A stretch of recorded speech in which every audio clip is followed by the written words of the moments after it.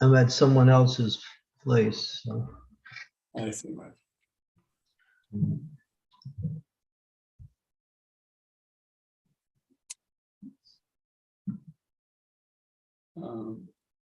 Can you send that link to me, Damian Prabhu, on my WhatsApp? So, Maharaj, the way we're doing this is I'll be introducing you first, and then just, well, before I introduce you, I'll just welcome everybody, and then introduce you, and then explain what's happening, and then you can start speaking, Maharaj. Okay, what is the time period? You have an hour to speak, and then there may be question and answers. You have up to an hour to speak, and then question and answers. People may ask you some things like that, Maharaj. So questions and answers beyond the hour then? Yeah, beyond the hour, yes. Oh, okay. All right, Maharaj.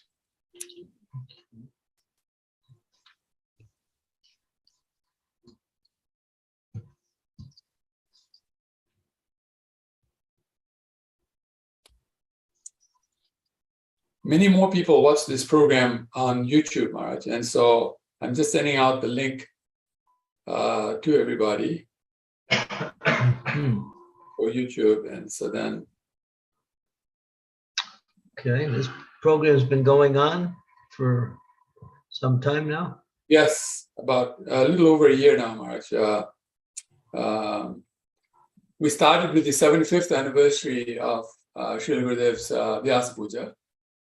This year is the combined 50th anniversary of his taking sannyas and the 20th anniversary of his disappearance. So that's why we're doing these programs for posterity, so that we can actually record this for posterity as well. So devotees in the future, many years from in the future, will know how real this movement is. When it started, what happened, what were the things that happened that went well, some things didn't go well, as with everything in life, the struggles that we went through, the challenges, the bliss, the agony, the whatever else that we encountered, starting this movement of serving Srila Prabhupada, and the next generations as they came on, what happened, like that. All right, so first I'll just invite everybody, say thank you to everybody for being here, and then we'll get started. Vanchakalpa Turvishya Kripasindhu Vevacha Patitanam Pavanebhya Vaishnavebhya Namo Namaha. Nama Om Vishnu Padaya Krishna Peshtaya Bhutale Bhakti Vedanta Swami Niti Namine Namaste Saraswati Devi Gauravani Pacharine Nirvisheshinyavadi Paschata Deshitarine Jai Sri Krishna Chaitanya Prabhu Nityananda Shri Advaita Gadadhar Shivasati Gaur Bhakta Vrinda Hare Krishna Krishna Krishna Hare Hare Hare Rama Ram Ram. Jai, welcome everybody who is on this Zoom session. We are also live on YouTube right now, and many more people are actually watching on YouTube. Today, this is, as I've said in the past, a continuation of recordings of senior devotees in our movement, the senior disciples of Srila Prabhupada, recounting the pastimes with Krishna Maharaj, and sometimes we talk about the Radha Damodar traveling Sankirtan party. So today is it's actually recounting memories of Srila Prabhupada, of Srila Gurudev, and we have with us Srila Chandramouli Swami Maharaj. Welcome, Maharaj, and before you start, I'd like to introduce you, and I'm just trying to get to the section where the introduction is there.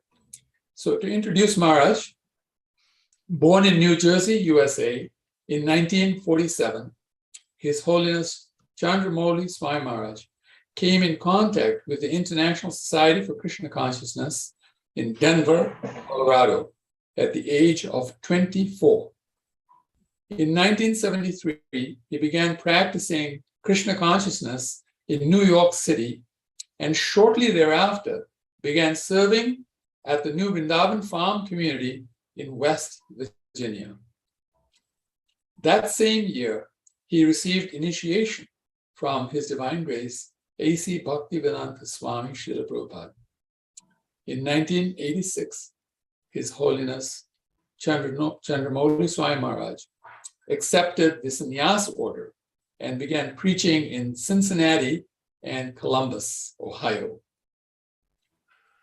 In the early 1980s, he became involved with the ISKCON prison ministry in the USA and began visiting prisoners and holding programs in jails, along with regularly writing letters to inmates and sending them Srila Prabhupada's books. His Holiness Chandramouli Swami Maharaj is now the leader of the ISKCON prison ministry and has worked tirelessly to document the spiritual progression of the worldwide inmate community. His dedication to the welfare, growth, and sustainable rehabilitation of these prisoners has culminated in the book titled Holy Jail, a touching compilation of the activities of the ISKCON prison ministry titled IPM. In over 30 years of operation, the lives of hundreds of inmates have changed due to the practice of Krishna consciousness and the support received by devotees. In 1995, he began serving as the resident sannyasi in Chicago, where he was based until 2013, when he relocated to Karlovac, Croatia. I'm hoping I'm pronouncing that right. It's Karlovac or Karlovac, Croatia. At present, His Holiness Chandramouli Swami Maharaj offers spiritual guidance around Europe, USA, and India. His Holiness Chandramouli Swami Maharaj is a disciple of ISKCON founder Acharya, His Divine Grace, A.C. Bhaktivedanta Swami Srila Prabhupada, and an initiating spiritual master within the ISKCON movement. Welcome, Maharaj. Please enlighten us. Thank you so very much. Hare Krishna. Thank you. My obeisances to you and to all the devotees. Okay. Nama Om Vishnu Padaya Krishna Prastaya Bhutale Sri Bhakti Vedanta Swami Ti Namane. Namaste Saraswati Devi Gauravani Pucharine Nirvise Sasunyavadi Pastyatya Desatarine. Vanchakalpa Tarubhischa Kripa Sindhu Vyevacha Patitanam Pavebhyo Vaishnavebhyo Namo Namaha. Shri Krishna Chaitanya Prabhu Nityananda Shri Advaita Gadadhara Sivasadi Gaur Bhaktivinoda Hare Krishna Krishna Krishna Hare Hare Hare Rama Rama Rama Hare Hare. Thank you very much, Nityananda. I'm happy to be here and also a little bit taken aback by the daunting service that I have to perform to try and glorify such a exalted personality, or at least say something that will be appreciated by our listening audience. I must say that I'm not highly qualified to speak on Maharaj for one major reason, because our personal time together was very small. We only met maybe 3 or 4 times, and those times were quite brief. We were always in different places. But there was one time that we did meet that was very much a qualitative transformation in my life about his character, his dedication, his service to Srila Prabhupada, and the warmth of his personal association. And that was in 2002, which was the same year that Maharaj departed. It was just 1 month before his departure. And it was Vasant Panchami, which we know is the day he also accepted the sannyas order of life. And that particular time was his 30th anniversary. So we were at Bhaktivedanta Manor in London, and there was a program that was centered around the personalities who had appeared on that particular day.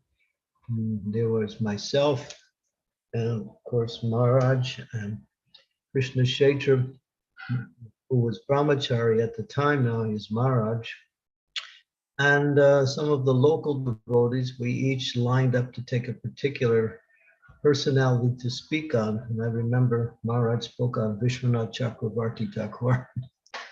And then as he was speaking at, he also ended with his description of his personal life and how he not only received, but what had transpired prior to him receiving sannyas, what he was going through, and eventually Srila Prabhupada's sanction for him to accept the sannyasa. It was a very exciting narration of his accepting the sannyas order, and it had each one of us glued to his talk as we were listening. It was both interesting, and his humility in describing his personal life was overwhelming. It was just so, to see such humility coming from such an exalted personality was just overwhelmingly attractive.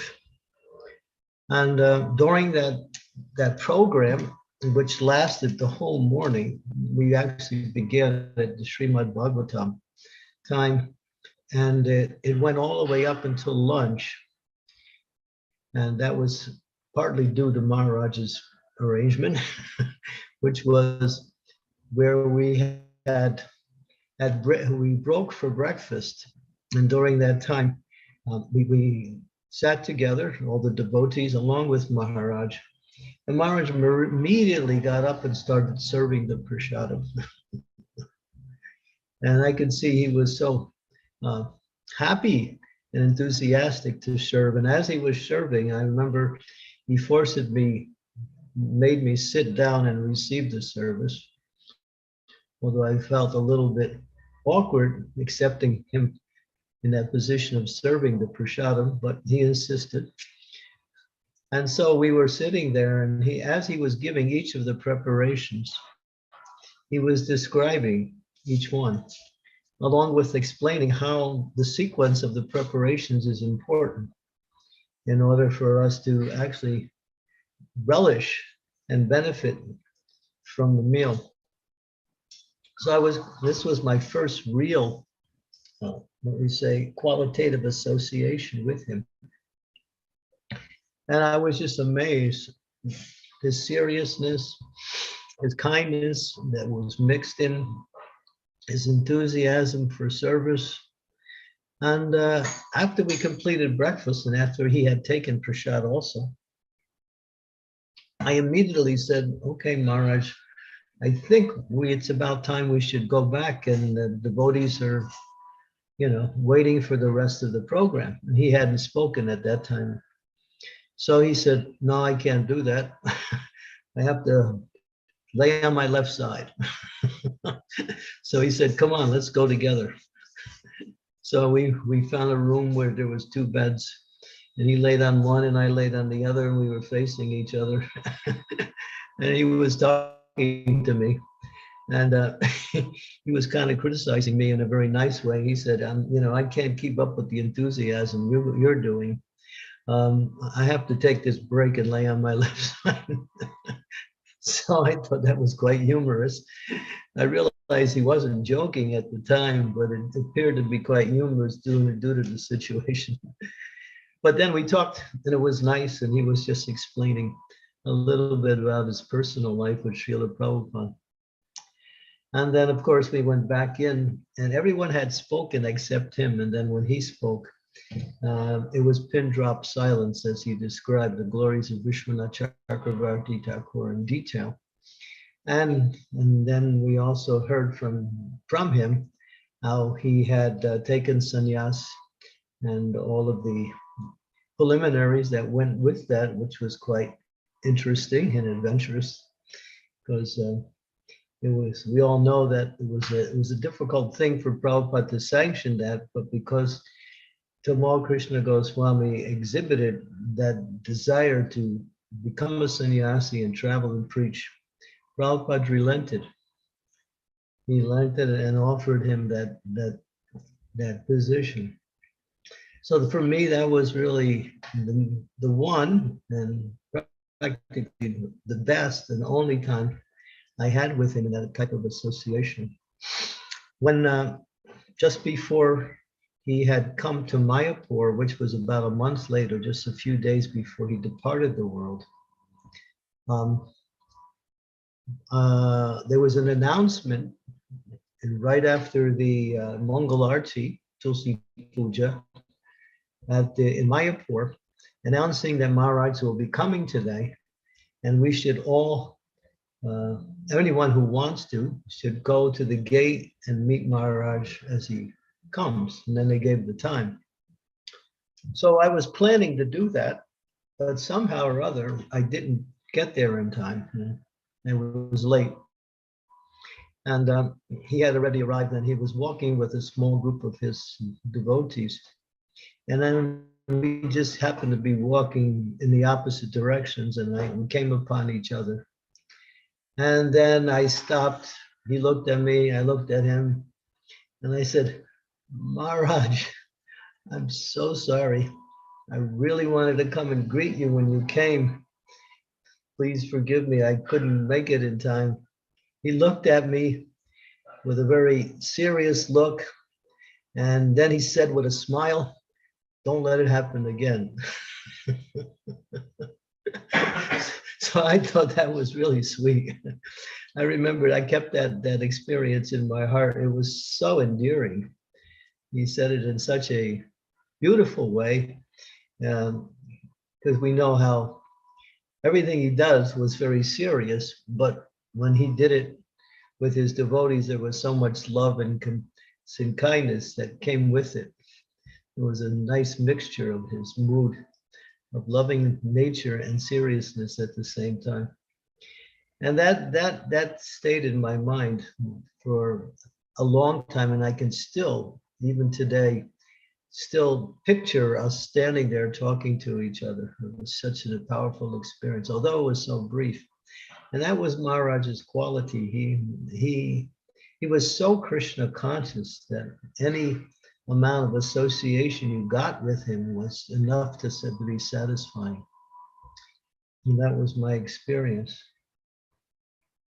Of course, what else I know about Srila Gurudev or Tamal Krishna Goswami Maharaj is what I had heard from others. And there's a long list of glories that were given by so many devotees in the life of Tamal Krishna Goswami. Of course, we knew how dear he was to Srila Prabhupada. Dear in the sense that when Prabhupada needed someone to carry out something that was quite difficult, and he would always turn to Tamal Krishna Goswami and explain and say, get it done. And of course, he knew, Prabhupada had confidence that he could do it. When there was a large shipment of Krishna books that had arrived in the port of Bombay, but were being held there for whatever reasons, I guess, some kind of organizational reasons or bureaucratic reasons, they wouldn't release the books to any of our devotees. And so Tamal Krishna Goswami went, and having gone through a series of different personalities who were involved with the whole operation, he talked to the top man, and finally he had convinced him that to release the books. And there were so many books there, I can't remember. There were thousands of Krishna books that had arrived, and Prabhupada really wanted those books so we could distribute them.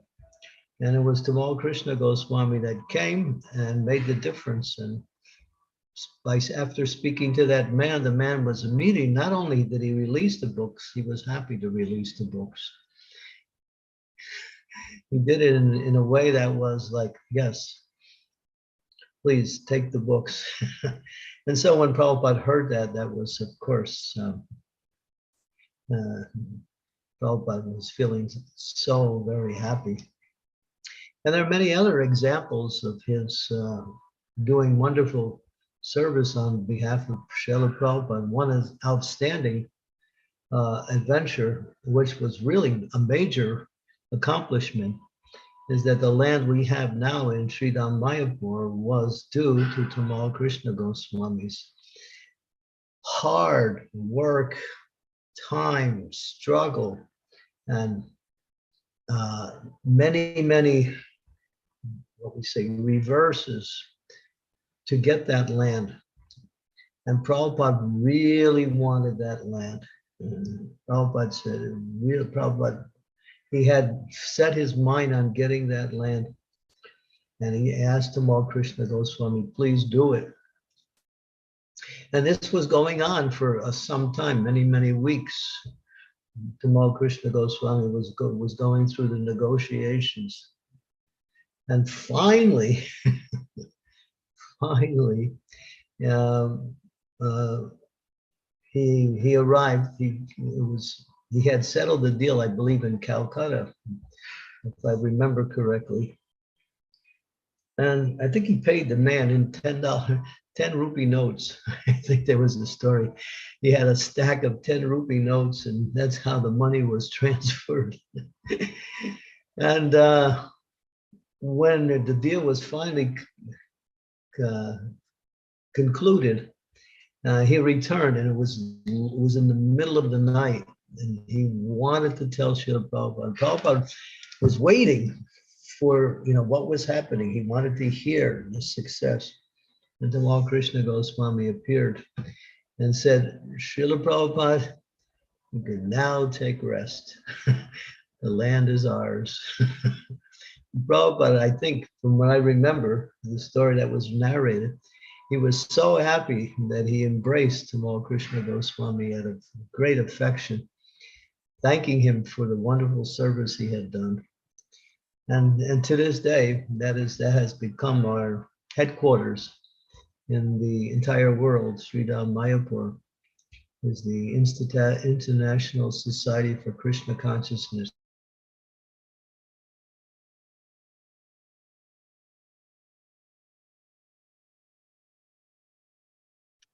Maharaj did say that it might freeze, but he said it'll come back in no, not too long. Yeah.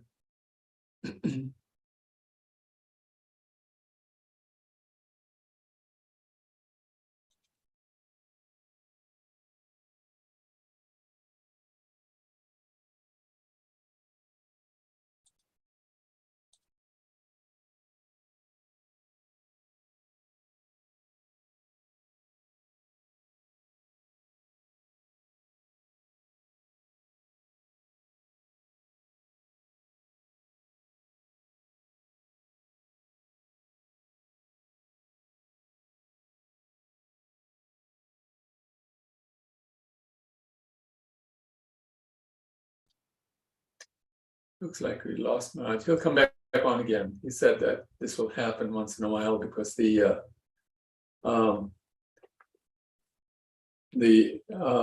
system there is unstable, he said. So it takes a few minutes for it to revive again and come back on again.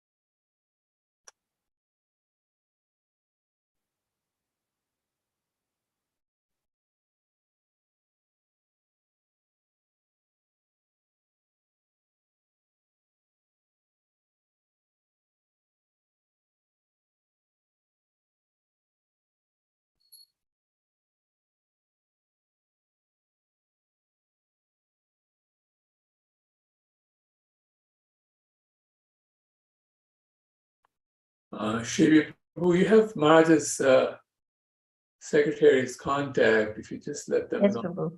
Yeah, he's coming on. He's on again. He's just coming on.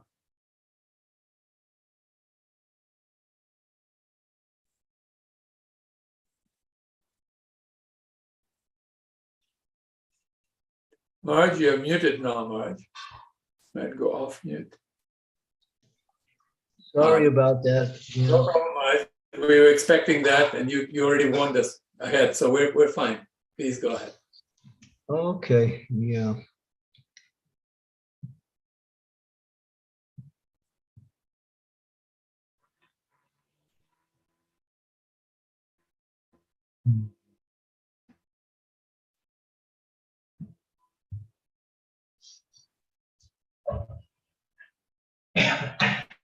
Um, I remember, can you hear me? Yes, yes, very well, Marge. Yeah, I was in Mayapur the day Maharaj departed. And I remember it was Bibi Govinda Maharaj who was leading the Mangal Arti. And right after that, when the announcements came, of course, even before the announcement came, there was something was going on and we couldn't understand what it was. And then when the announcements came that Maharaj had a very severe car accident, I remember the shockwave that went through the entire temple at the time. Devotees were going this way and that way, be looking for cars so they could drive out. And I believe some of the senior devotees, Shivaram Maharaj, Niranjan Swami, Bibi Govinda Maharaj, and others, rushed to the site. That particular day for me, I was scheduled to go to Ekachakra. They had arranged a car along with a few other devotees to take a little pilgrimage to Ekachakra. And I was thinking, should I go or not go? And I wasn't sure what I should do. And hearing the message, and at that time, no one knew the actual outcome. So I thought, let me go to Ekachakra and just keep. And in my mind, I kept thinking, I couldn't get the idea of the accident out of my mind. And I was waiting to hear from others what was the actual outcome. And as I was traveling to Ekachakra, and even when I got there, I kept thinking, everything is going to be okay. It was such a sure feeling in my mind that I could actually go along with the program that I was involved with, because I felt that, such a great personality is under the care of Krishna. And so nothing inauspicious can happen. But then, as we heard the news, we realized, at least in my heart, I felt a tremendous sadness knowing that Maharaj had departed the world. But that sadness didn't last for long, because I don't know what it was. I guess it was Krishna was helping me understand it, that this was his arrangement to take him back to the spiritual world. And there was a feeling of peacefulness that overcame me, that I felt that, this was orchestrated somehow by the Supreme Personality of Godhead to bring him back to the spiritual world. And as it was described by others, when his body was there, the people in the area where the accident took place near Fulia, which was one of the Bhajan Kutirs of Srila Haridas Thakur, a very holy place. So that was also quite uh, appropriate. And not only he left, but he left at a holy place within a holy place. And as it was described by the devotees, that the people in the area, they all came around to see about the accident, and they understood there was a great personality who had left his body there, and they wouldn't let the car go unless they got darshan. And so, as it was described, the devotees were trying to dissuade the crowd, but it was impossible. So they allowed them to see the body of Maharaj. And as soon as they did, there was like they all started to, the women were starting to ululate, and others were saying, oh yes, a great personality has departed. So these were people who, never saw Maharaj before. But somehow or other, they got the understanding a great personality has left. And when they saw him, simply by seeing him, their feelings were confirmed. So this indicates, again, Gurudev's position that he was not only a great personality in his practice of spiritual life, but he was so instrumental in spreading Krishna consciousness around the world. He started the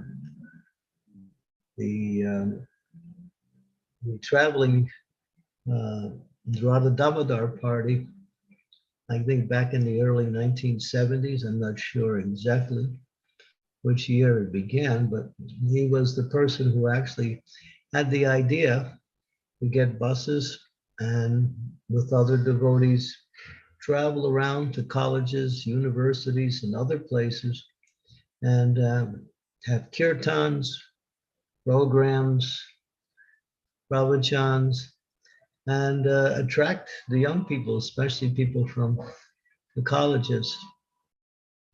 And there are many stories how just for the first time when people would come to see this program, they would immediately be attracted to Krishna consciousness and to Maharaj.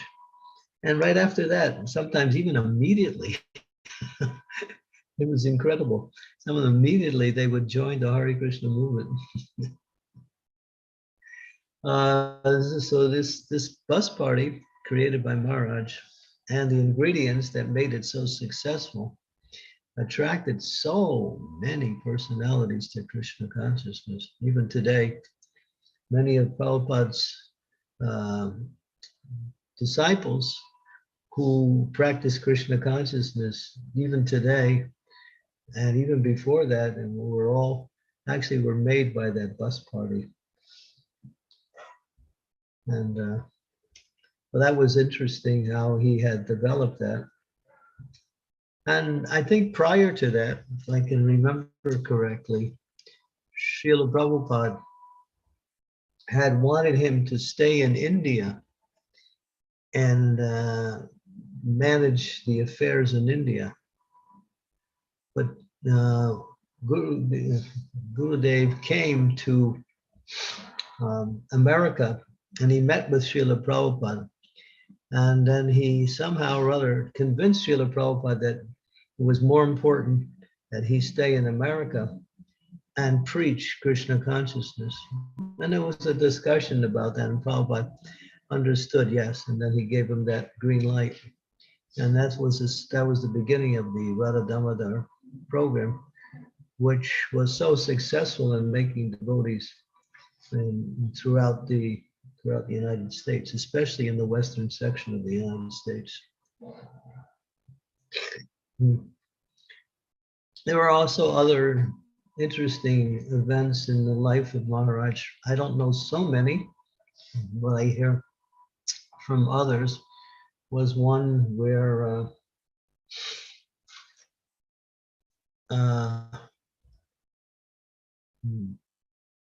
said, well, there was some, we understand that a lot of times Maharaj was involved with, controversy. Controversy means, in this context, means that Maharaj always had a particular way of doing things that he felt was the best way to serve Srila Prabhupada and serve Lord Chaitanya's mission. I think we have to understand that as the principle that he was so dedicated to spreading Krishna consciousness, both on an individual level and in making programs to spread Krishna consciousness, that one of the controversies that came up in the United States, I think we all know it, is that the bus party was traveling around and also stopping at many of the temples. And this bus party was so spiritually enlivened by traveling, preaching, selling books, having kirtans, and going from place to place, meeting new people and making them devotees. It was such a powerful program that not many, but some, at least some of the devotees that were living in the temple were immediately attracted by the program and were also encouraged to join the bus party. Now, this was going on, and then after some time, some of the temple presidents were feeling a little bit disenfranchised because many of their men were being lost to the bus party. Nobody's going in that direction. So the situation reached Srila Prabhupada. And Prabhupada heard, and from both sides were talking to Prabhupada. And of course, Tamal Krishna Goswami, along with some of his senior men, were explaining how important it is to travel and preach. And many of these devotees that were living in the temples were not properly engaged. So now here's a way to engage them, and not only engage them, but in such a way that they could do wonderful service in spreading the movement. But the temple presidents didn't agree. So it actually came to Srila Prabhupada in Mayapur. I believe it was the year 1976, if I'm not mistaken. And Prabhupada had to make a decision on whether this should go on the way it is or it shouldn't. And then Prabhupada he opted in favor of the temple presidents and said, no, this is, and Maharaj was, what we say, duly reprimanded by Srila Prabhupada because Prabhupada didn't want the temples to go down in the name of other forms of preaching. So, sympathizing with and agreeing with the temple presidents. And so Tamal Krishna Goswami was very repentant, and he came to Srila Prabhupada. And as I had heard it, and as it was described to me, that he was apologetic to Srila Prabhupada, and at the end, then he said something to Srila Prabhupada which changed his whole life. He said, Srila Prabhupada, and there's an old saying that we used to say when we were kids, those of us who grew up in America, that if you did something wrong, you would say, you can send me to China. So Tamal Krishna Goswami said, Prabhupada, you can send me to China. And Prabhupada said, oh, very good idea. Yes, we should open up that area for preaching, especially in these communist countries are the most difficult places to preach. And I think you would be the best person to start preaching there. And when Tamal Krishna Goswami realized what Srila Prabhupada had said, he was trying to explain himself out of it. But Prabhupada said, no. Actually, this is Krishna's arrangement. You have spoken perfectly. Therefore, I want you to go to China. And of course, at first reluctantly, but then knowing it was Srila Prabhupada's strong desire, he made plans and wound up to be one of the first preachers from the ISKCON movement to go behind the Iron Curtain and start preaching in China, which was very difficult at that time. That was about 50 years, almost 50 years ago. But he was very successful and had brought many of the Chinese people to Krishna consciousness. But it wasn't easy in the austerities that he had to undergo. I remember one of the more humorous incidents in his life I heard him describe it one time, I think in the lecture. He was offered a cake by some people he was staying with. And he looked at the cake and he was thinking, what is this? And he wasn't sure what it was made out of. So he asked the host, what is it? What are the ingredients? And they said, well, it was just made out of dried cockroaches. In other words, they got dead bugs and dried them out and grind them up and turned it into a cake along with other ingredients. And so when he heard that, obviously, he immediately refused. So this just to illustrate some of the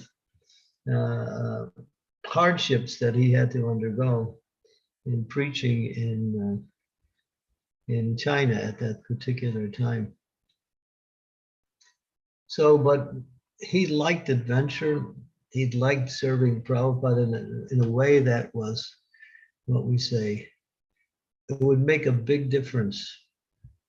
And the relationship between Srila Prabhupada and Tamal Krishna Goswami was it was very, although Tamal Krishna Goswami always had a lot of respect and honor for Srila Prabhupada, sometimes they would talk like friends. Srila Prabhupada would open up that mood of conversation, and they would go back and forth discussing things on how to spread Krishna consciousness, how to organize things within the movement. So the intimacy between Srila Prabhupada and Tamal Krishna Goswami was quite unique amongst Prabhupada's disciples. It wasn't something that was there with anyone except Tamal Krishna Goswami. He was very, very open, friendly, but at the same time very respectful as a disciple of Srila Prabhupada. So. And it's also, we heard from others how much he used to love to get chastised by Srila Prabhupada. Of course, we also hear that as a feature of the special mercy of the spiritual master, that the spiritual master's mercy comes in helping us make advancement in Krishna consciousness by removing something that is blocking our Krishna consciousness. So then sometimes that comes in the form of chastisement or reprimands. But that's okay for a serious disciple. That is something they look forward to. And Tamal Krishna Goswami, as this was mentioned by one of his disciples who was living in London, Vishwambar Prabhu, he mentions that he loved to be chastised by Srila Prabhupada. He said, not loved, but it's displayed as one of his fondest memories of Prabhupada was to receive his correction. And that's the quality of a real disciple. Sometimes we see those who are not so fixed in Krishna consciousness, or those who are maybe a little bit proud. When they get reprimanded, they take it as something negative or something harsh. But Tamal Krishna Goswami exhibited what are the qualities of a real disciple. Others devotees have said that many people used to disagree with him. I mean, he was He had ways of doing things, and sometimes they would come in contrast with others. But still, although there was a disagreement, there was still love there, because there's that quality of compassion, friendliness, kindness, open-heartedness that Tamal Krishna Goswami exhibited.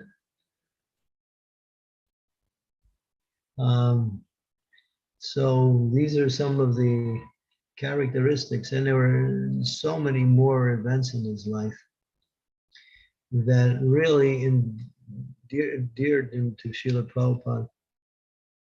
One of the greatest scholars in our movement was Tamal Krishna Goswami. He wrote many books.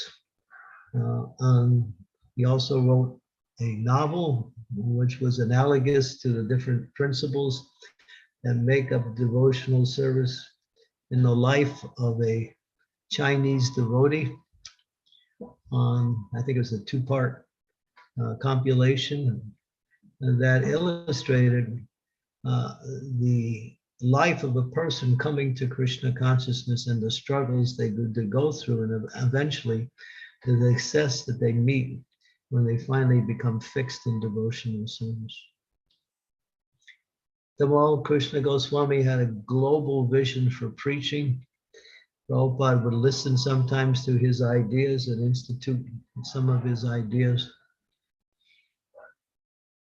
And he was also very, very friendly and very open, yet very strict in his own practice of Krishna consciousness. And he also communicated that strictness to others like that. In my relationship with him, he was so open, so friendly, so loving, and so attractive that I remember when I was with him in London during that time, I didn't want to leave his association. It was so magnetic that it was just like something that I felt, because it was my only real time with him, and it was such endearing for me. There's another little story in his life where the great devotee who also left the movement, I think about 7 or 8 years ago, Gopi Paranandana, one of the greatest scholars in our movement. He had left for a little while, and no one knows where he left. There was some disagreement between him and the BBT, and that disagreement forced Gopi Paranandana to make a decision to disappear, and so he did. And everyone was wondering, where did he go? They were feeling a loss, but it was Tamal Krishna Goswami who found him in a hotel, living in a hotel somewhere in New Jersey. And he actually convinced him to come back to Krishna consciousness. Tamal Krishna Goswami was the one that took Srila Prabhupada from India to London when Prabhupada was quite sick. Says that no one else was capable of doing that service, but Maharaj knew, because of his relationship with and his expertise at organizing things, he was able to bring Srila Prabhupada to London, and when Prabhupada wanted to return, he's also orchestrated that so nicely.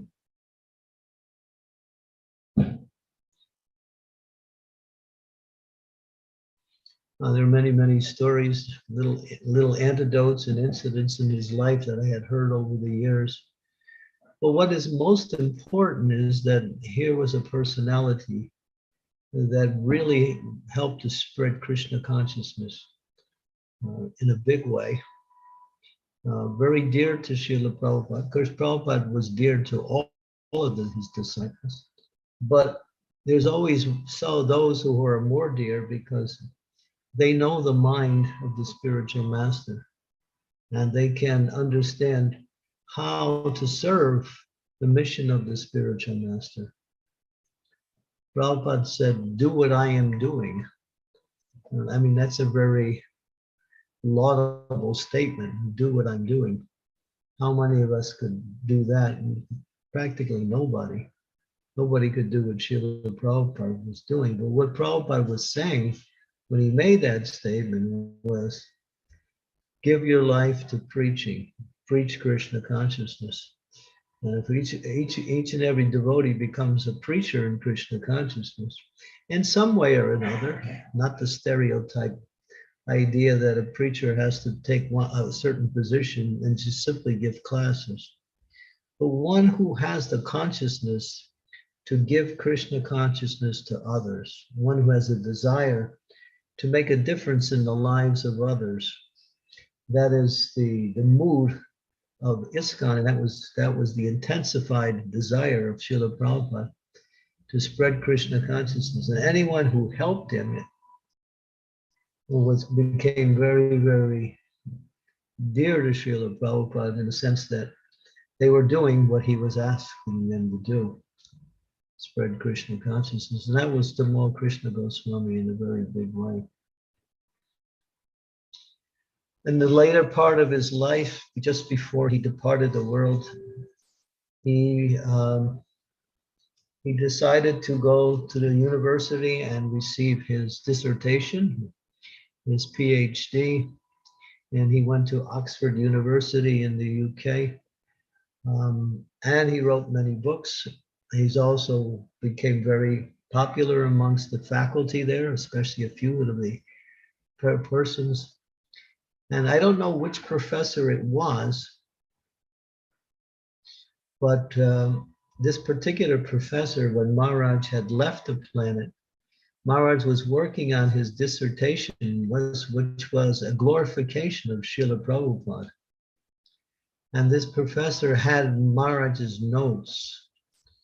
And so when Maharaj had left, he hadn't completed all of the work of the PhD. And this professor, taking his notes, finished the dissertation for him. And it was unique because Tamal Krishna Goswami received his PhD posthumously by just had to show how much this professor was inspired and how close he was to Tamal Krishna Goswami. And he took up the work of finishing this. And Maharaj wrote one beautiful book about Krishna and Vrindavan and the intricacies of devotional service with such depth of we call it college English. I remember reading that book. I can't remember the name of it right now, but it was about Krishna and Vrindavan. And I was sitting there reading it, and I had a dictionary next to me. And every few lines I would have to refer to the dictionary. But it was good because it was so deep in Krishna consciousness and so presented in such a scholarly way. And that's what Tamal Krishna Goswami was out. He wanted to give our movement prestigious in the scholastic arena, in the arena of university intellect. And he was actually quite successful in the work he did to help us establish our movement on that level. And of course, others have also continued that and were doing that. But Maharaj did it in a big way. And he did it in such a way that he actually became a student in order to demonstrate and to preach Krishna consciousness through the university. And that's what Srila Prabhupada wanted. He always wanted our movement to be accepted by the class of intellectuals within the society, and especially our philosophy. Maharaj was instrumental in opening up the Bombay temple, the Vrindavan temple, the Mayapur temple, Sometimes he was called the Hanuman of ISKCON. He could go this way and that way, doing amazing services in different parts of the world for Srila Prabhupada. And how he touched the lives of so many people, he changed their lives to Krishna consciousness. And Prabhupada always would say, well, impossible is a word in a fool's dictionary. When something, and then when something was apparently impossible to accomplish, Prabhupada would say, Call Tamal Krishna Goswami. For him, there is nothing impossible. And he showed that by example many, many times. These are just a few of my reflections and recollections on Maharaj. Even today, I have some remorse. That remorse is I wasn't fortunate enough to get enough of his association, although I got some, but somehow or other, we were always in different places, and I was unfortunate not to get as much as I reflected on later when he left, that I missed out in getting that association. But as they say, he reasons ill who say that Vaishnavas die, and thou art living still in sound. Vaishnavas die to live, and in living spread the holy name alone. So his legacy lives on with his books, with the memories, with his memories, and with the hearts, in the hearts of the devotees who were with him, who served with him, who took shelter of him, and who benefited in the Krishna consciousness by his association. And so, and he used to say sometime, I want to go first ahead of all of my God brothers so I can be there to greet you all when you all come back to the spiritual world. So I think Krishna fulfilled that desire in such a nice way. So thank you very much for giving me a chance to speak, although I'm not so qualified to glorify Tamal Krishna Goswami. Hare Krishna. Hare Krishna. Thank you so very much, Maharaj. First of all, I'd like to say on behalf of all of us, how wonderful your contribution is to the movement in terms of the preaching services that you do all over the world. And like you said, the prison ministry is the most difficult arena to preach in. It's like, you might say, hell on earth or something like that. It's a really very, very difficult arena, and to preach in that arena is not easy. And you dedicated your life to doing that work, and you've done wonderfully. We've heard so many wonderful pastimes of in the ministry and what's through this ministry and what's happening in the prison. So on behalf of all of us, I'm sure this represents the whole movement, we really want to thank you so very much for your love for Srila Prabhupada that you have so wonderfully displayed through this service that you've done. And everything you've said today really, has really touched our hearts.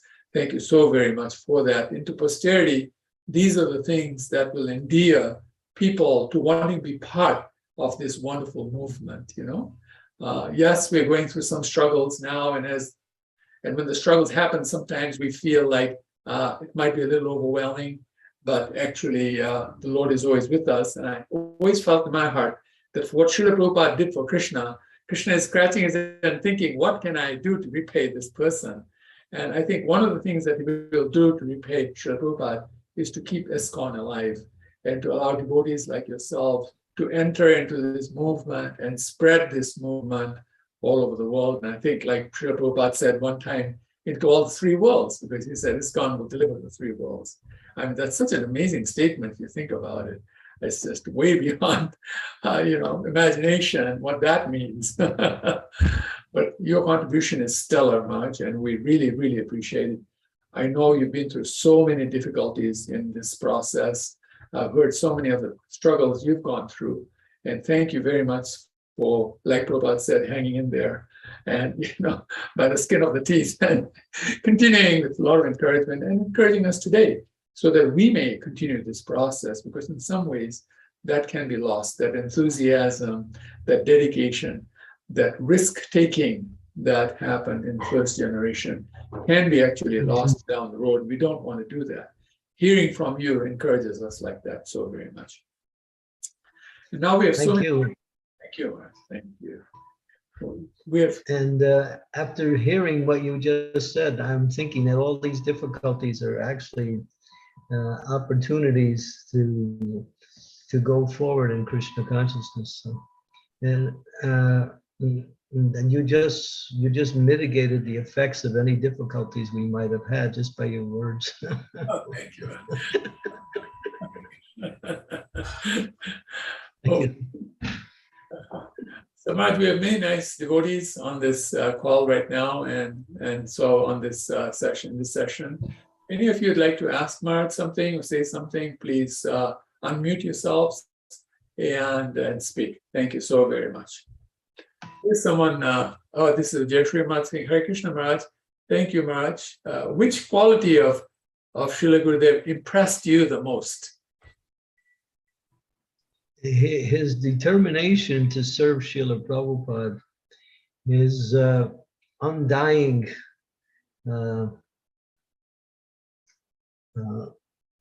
determination to spread Krishna consciousness. This is one thing that, he was always in the front lines, and he was always trying to think of ways to bring Krishna consciousness around the world. That was really impressive. For me, at that time, when I look back about 20 years ago, I was just more or less just kind of like getting started in preaching. So it was really an example of a person that you would like to emulate. And we want to be like that. We can have such determination and such enthusiasm to spread Krishna consciousness. That was the thing that impressed me the most. And I liked his seriousness. I mean, he was so strong. He was very serious, but at the same time, very sweet-natured. That combination really makes up a Vaishnava. Because when you see someone so serious, you think, wow, yeah, that's Krishna conscious. I hope I want to become like that. I want to be serious. Yeah, so that was very impressive, and it was a good example for all of us.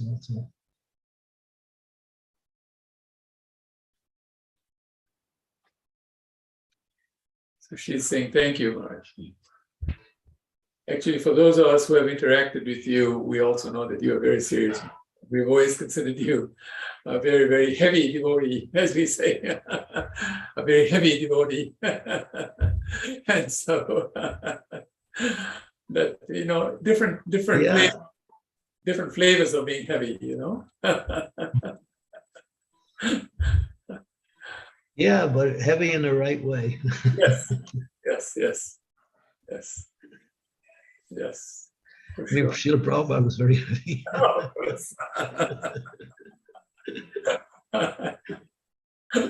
It was the epitome of heaviness. Yeah. Some of the stories Maharaj would tell us. Some of the stories where they would tell us about how he was heavy with him. We would feel like, yes, Tamal Krishna Maharaj gave us the sauce a lot of times. And we always, anytime he called on us, our stomach would churn and we'd think, okay, what is it going to be this time? That type of stuff. But when you heard what he got from Srila Prabhupada, we felt that we only got a sprinkling. We just got a small measure of what he got from Srila Prabhupada. And all of you, I'm sure. Yeah. Many times I would have to explain Srila Prabhupada to other people, and it wasn't so easy, In fact, a lot of times I was unsuccessful.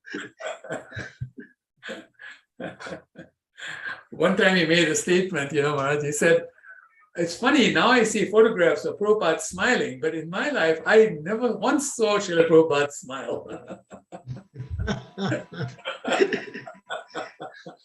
And he says, now I'm seeing all these photographs of Prabhupada smiling. I guess it.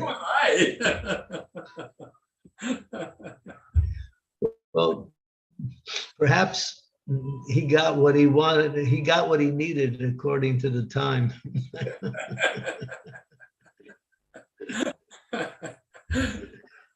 Now Prabhupada's smiling. Before he was getting a different impression. Yeah. Thank you, Raj. Anybody else has anything to ask or say?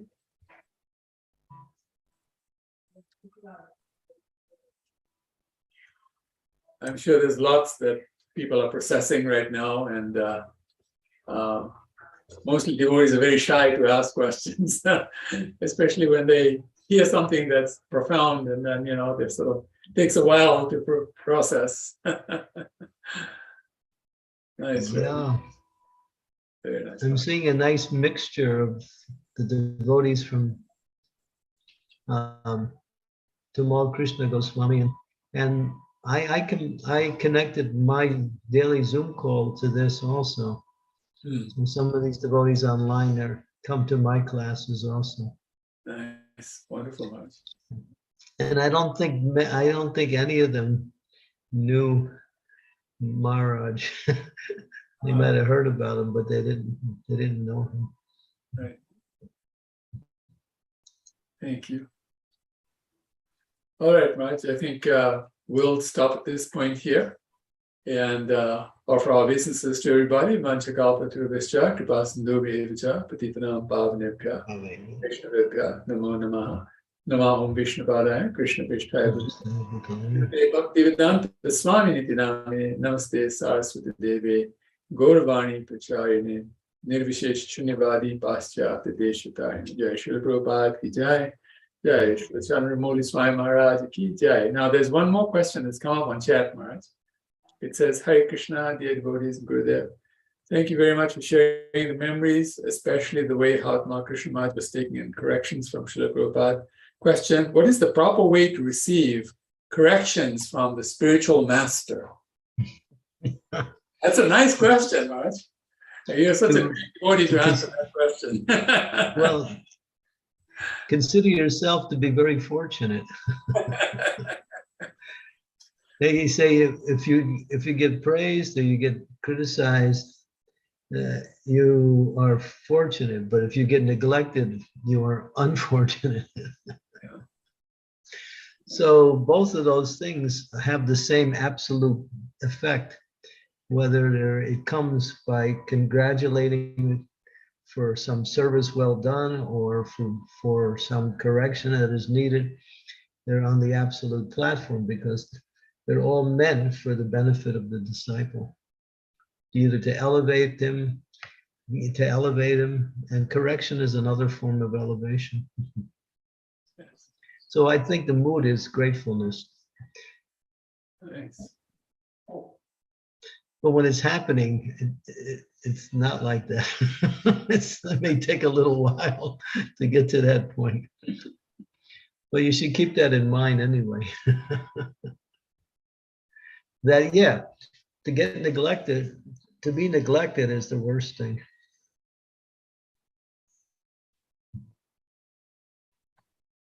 Nice. I mean, the parent corrects the children or reprimands the children, even punishes the children, but there's love there. And therefore, it's, the children are going to benefit from that as much as they're able to receive it.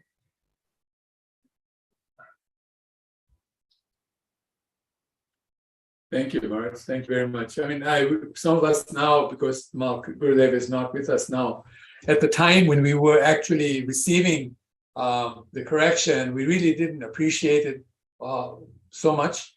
But after he left, we really, really appreciated the corrections he made because it has helped us unlimitedly. It has helped us so much. I would say without those corrections, I would certainly not be in this movement today. I would not be in this movement today had it not been for the corrections, because the corrections allows us to receive the mercy of the Lord.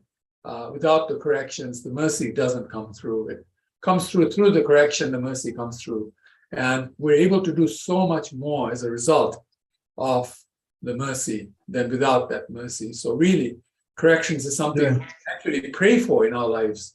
But it's hard to do that when it is happening, while it is happening. It's very hard.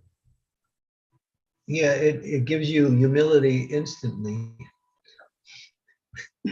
And then when you somehow become humble, everything becomes clear.